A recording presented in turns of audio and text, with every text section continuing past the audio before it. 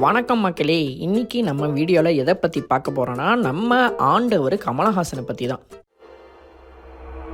ஆரம்பிக்கலாங்களா?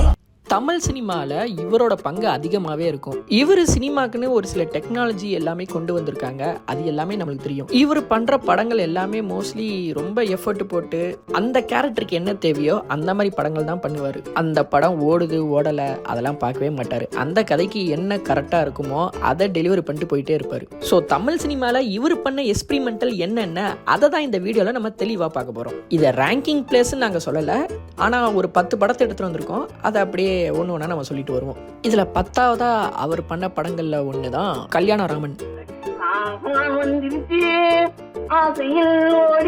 1979 இந்த படத்தை எடுத்திருக்காங்க. இது ஒரு காமெடி ஃபிலிம் அப்படின்னு சொல்லலாம். அண்ணன் தம்பிங்க 2 பேரு, அதுல ஒருத்தர் இறந்துருவாரு. இறந்ததுக்கு அப்புறம் அவங்க அண்ணனுக்கு என்ன ஹெல்ப் பண்றாரு அதை காமெடி ஹாரரா இந்த படத்துல கொடுத்திருப்பாங்க. பஞ்சு அருணாச்சலம் இந்த கதையை எழுத இந்த படத்தை ஃபர்ஸ்ட் ரஜினி கமல் 2 பேரையும் வச்சு பண்ணலாம் அப்படின்னு ஒரு ஐடியால வந்தாங்க. ஆனா அவங்க 2 பேரும் நாங்க ஒன்னா நடிக்க மாட்டோம் அப்படின்னு ஒரு டிசிஷன் எடுத்ததுனால ஓகே அப்ப கமல்ஹாசனே டபுள் ஆக்ஷன்ல பண்ணட்டும் அப்படின்னு சொல்லிட்டு இந்த படத்தை எடுத்தாங்க. அப்பவே இந்த படம் கமர்ஷியலா செம்ம பெரிய சக்சஸ் கொடுத்துச்சு. 140 நாள் கிட்ட ஓடி இருக்கு. இப்போ என்னன்னா 1984ல எஸ்பி முத்துராமன் இந்த படத்தோட சீக்வல் எடுக்கலாம் அப்படின்னு ஒரு ஐடியா எடுத்துட்டு வந்திருக்காங்க. ஆனா அப்பெல்லாம் சீக்வல்னா மக்களுக்கு புரியுமா, இதெல்லாம் ஏத்துப்பாங்களா அப்படின்ற ஒரு டவுட் இருக்கும் போது கமலஹாசன் ஒரு ஸ்ட்ரெயிட் மூவ் எடுத்தாரு. ஓகே நீங்க யோசிச்சிட்டீங்க அதேபடி போயிடலாம் அப்படின்னு ஃபர்ஸ்ட் சீக்வல் வந்த படம் ஜப்பானில் கல்யாணராமன். இந்த படமும் ஜப்பான்ல போய் எடுத்தாங்க.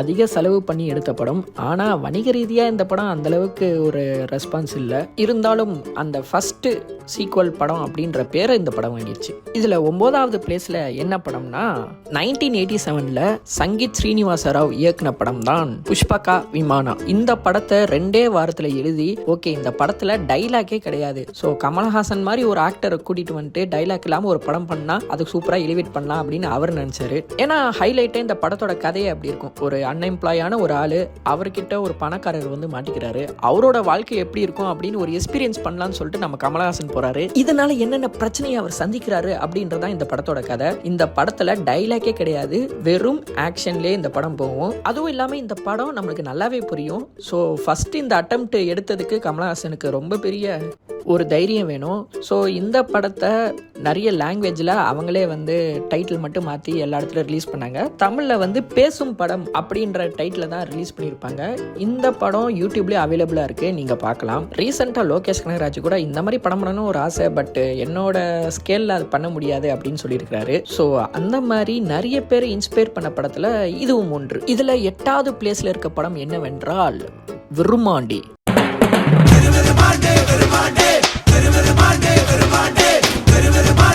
2004 இந்த படம் ரிலீஸ் ஆயிருக்கு. இந்த படம் ரிலீஸ் ஆகும் போது சண்டியர்னு டைட்டில் வச்சதுனால இருந்து அப்பத்துலேருந்து ஒரு பிரச்சனை வந்துகிட்டே இருந்தது கமல்ஹாசனுக்கு. அதுக்கப்புறம் ஒரு காம்ப்ரமைஸ் ஆகி இந்த படத்துக்கு விருமாண்டி அப்படின்னு பேர் வச்சாரு. இந்த படத்தை பத்தி சொல்லணும்னா அந்த படம் அந்த அளவுக்கு ஓடவே இல்லைங்க. ஏன்னா படத்துல ரொம்ப வயலன்ஸ் இருக்கு, வெட்டு குத்து ரத்தம் இந்த மாதிரி அதிகமா இருக்கு. ஸோ கேஸ்ட் பிரச்சனை இதை பத்திலாம் பேசியிருக்காங்க அப்படின்ற மாதிரி நிறைய ரிப்போர்ட் வந்தது. ஆனா இந்த படத்துல நம்ம கமல்ஹாசன் என்ன ஒரு எக்ஸ்பெரிமெண்ட் பண்ணியிருந்தாருன்னா ஃபர்ஸ்ட் ஸ்கிரீன் பிளேல ரஷமோன் எஃபெக்ட் அப்படின்னு சொல்லுவாங்க. அதாவது என்னன்னா ஒரே கதை 2 பக்கமும் வேற வேற பாயிண்ட் ஆஃப் வியூல இருக்கும். ஏன்னா சிறையில் இருக்க விருமாண்டியை விசாரிக்க வந்த ரோஹிணி கிட்ட இவர் ஒரு கதை சொல்லுவாரு, கொத்தால தேவன் அப்படின்னு இருக்க பசுபதி அவரு ஒரு கதையை சொல்லுவாரு. 2 பேர் சொல்றது ஒரே கதை தான், ஆனா அதுல இருக்க அர்த்தங்கள் வேற வேற, எமோஷன் வேற வேற அப்படின்ற மாதிரி இருக்கும். இந்த ஸ்கிரீன் பிளே பேட்டர்ன் இது வரைக்கும் தமிழ்ல யாருமே பண்ணதே இல்லை. முதல்ல நம்ம கமல்ஹாசன் தான் இதை எடுத்துட்டு வந்தாரு. ஸோ அவரு டிஃப்ரெண்டா படம் கொடுக்கறதுனால எப்பவும் போல நம்ம மக்கள் அப்போ அதை ஓட வைக்கல. இப்போ உக்காண்டு oh my god Virumandi save masterpiece அப்படின்ற மாதிரிலாம் தேவையில்லாமல் பேசிக்கிட்டு இருப்பாங்க. ஸோ அப்போவே இதை ஓடி இருந்தனா இந்த மாதிரி ஒரு 4-5 படத்தை அவர் அட்டெம்ப்ட் பண்ணியிருப்பாரு. சரி ஓகே என்ன பண்ணுறது, அப்போ அந்த அளவுக்கு தான் நம்மக்கிட்ட ஏதோ ஒரு மண்டையில் இருக்க மசாலா இருக்குதுன்னு நினைக்கிறேன். ஸோ அப்கமிங் ஒரு ஃபிலிம்ஸை பற்றி தெரிஞ்சுக்கணும் அப்படின்னு நீங்கள் நினச்சிங்கன்னா, ஸ்க்ரீன் பிளே பற்றி ரொம்ப தெரியணும்னா இந்த படத்தை தயவு செஞ்சு பாருங்கள், உங்களுக்கு யூஸ்ஃபுல்லாக இருக்கும். இதை தொடர்ந்து 7வது இடத்துல எந்த படத்தை பற்றி நம்ம பேச போகிறோம்னா 2000 வந்த ஹேராம்.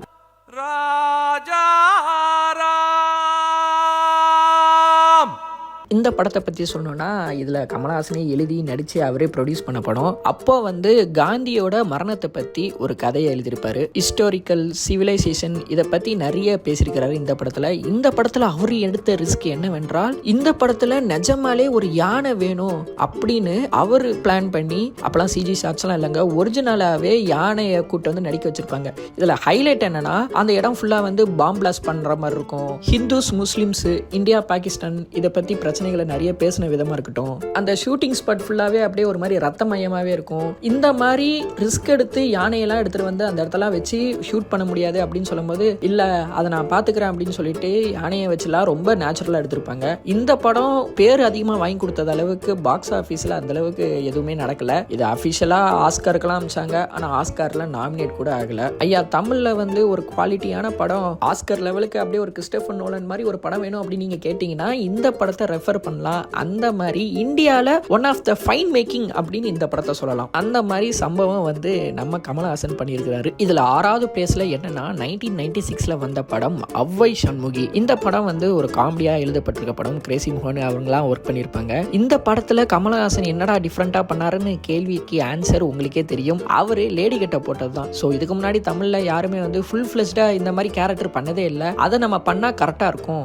அப்படின்ற மாதிரி முடிவெடுத்து பண்ணது தான் அவ்வை சண்முகி அப்படின்ற ஒரு படம். KS ரவிக்குமார் இயக்கத்தில் இது ஒரு இங்கிலீஷ் படத்தோட தழுவல் அப்படின்னு அவரே சொல்லியிருந்தாரு. அப்படி இருந்தாலும் அந்த படத்துக்கும் இந்த படத்துக்கும் சம்பந்தம் இல்லை. வெறும் அந்த படத்தோட கருவை மட்டும் எடுத்துக்கிட்டு நம்ம தமிழுக்கு ஏற்ற மாதிரி பண்ணியிருக்காங்க.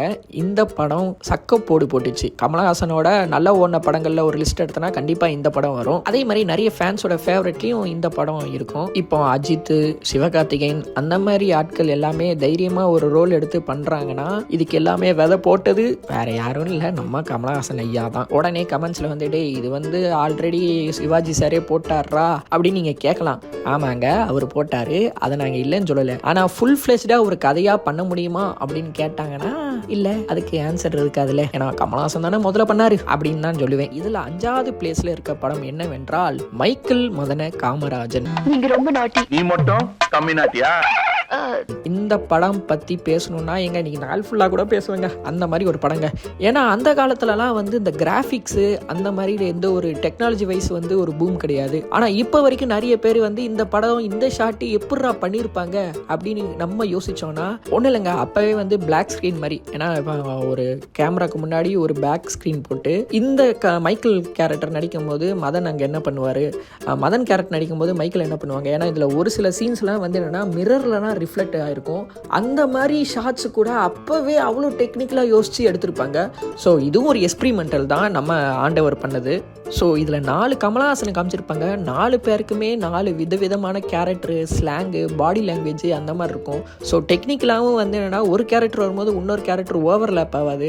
அப்படியே ஓவர்லேப் ஆனாலும் பாடி டபுள் வச்சு அப்படி சூப்பர் கிராஃப்டட் ஃபிலிம்னு சொல்லலாம். இந்த மாதிரி ரிஸ்கெல்லாம் நம்ம ஆண்டவர் சும்மா ரஸ்க்கு சாப்பிட்ற மாதிரி சாப்பிட்டு போயிட்டே இருப்பாருங்க. இதில் 4வது பிளேஸில் இருக்க படம் என்னவென்றால் அபூர்வ சகோதரர்கள். இந்த படத்தை பற்றி நம்மளுக்கு தெரியும். ஏன்னா ஒரு கமல் வந்து கொலை பண்ணுவார், அவர் ஹைட்டு குள்ளமாக இருப்பார். அந்த பழியெல்லாம் இன்னொரு கமலஹாசன் மேலே விழும். ஸோ இந்த படங்கள்லாம் பார்க்கும் போது நம்ம என்ன நினைப்போம், ஓகே கமலஹாசன் வந்து முட்டி போட்டு அந்த குள்ள கேரக்டர் பண்ணியிருக்கிறாரு அப்படின்னு. அப்படிதாங்க இல்லை.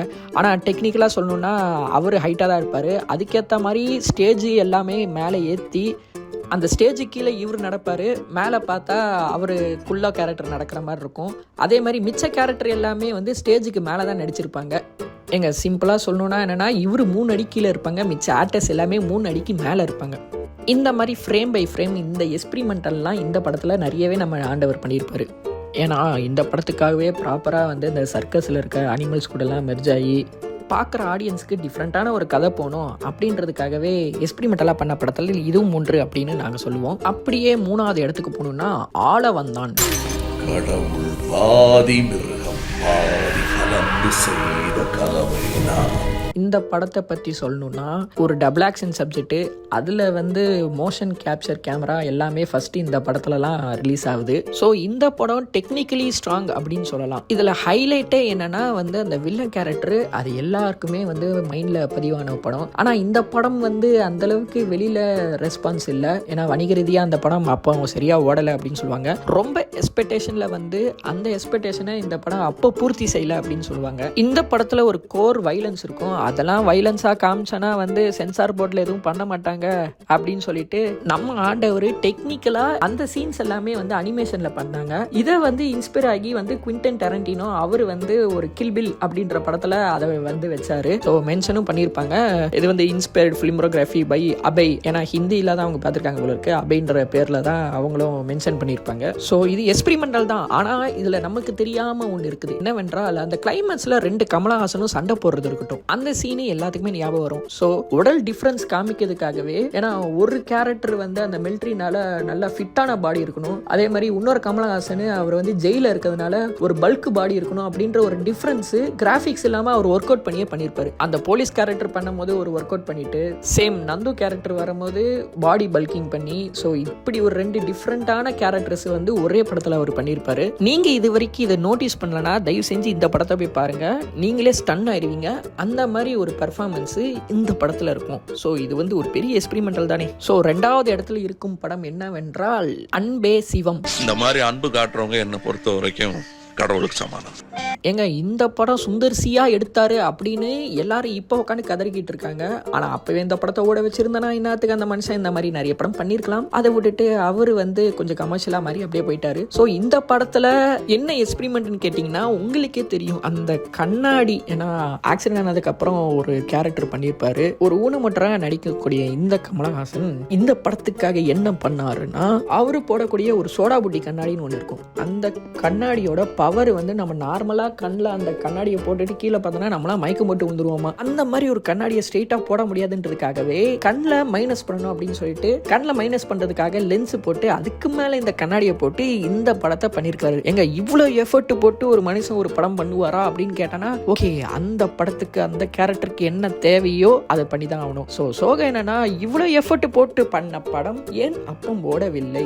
இப்போ உக்காந்துட்டு ஐயா கமலஹாசன் ஐயா, நாங்க அப்போ ஒரு அறிவில்லாம இந்த படத்தை நல்லா இல்லைன்னு சொல்லிட்டோம், பட் இந்த படம் ரொம்ப பெரிய மாஸ்டர் பீஸ், இப்போ நாங்கள் ஒத்துக்கிறோம் அப்படின்னு சொல்லிட்டு என்ன கண்ணீர் மலக சொன்னாலும் சுந்தர்சியால கூட இனிமே இப்படி ஒரு படம் பண்ண முடியுமா அப்படின்னு கேட்டானா நோங்க. இப்போ வந்து மெய்யழகன் படம் பார்த்து பா இது ஒரு சூப்பர் படம்டா அப்படின்னு நம்ம ஓட வச்சிருக்கோம். இதே மாதிரி அன்பே சிவத்தை அப்போ ஓட வச்சிருந்தானா நல்லா இருந்திருக்கும். ஸோ முதல்ல என்ன படத்தை பத்தி பார்க்க போறேன்னா, அநேகமா எல்லாரும் கெஸ் பண்ணியிருப்பீங்க.